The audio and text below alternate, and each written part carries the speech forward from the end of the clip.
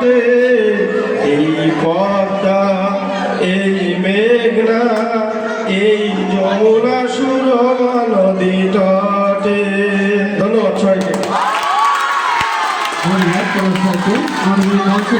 আমাদের শ্রদ্ধেয় প্রধান শিক্ষক মহোদয়, আমাদের এডুকেশন কোঅর্ডিনেটর মহোদয়, আমাদের সম্মানিত অভিভাবক সদস্য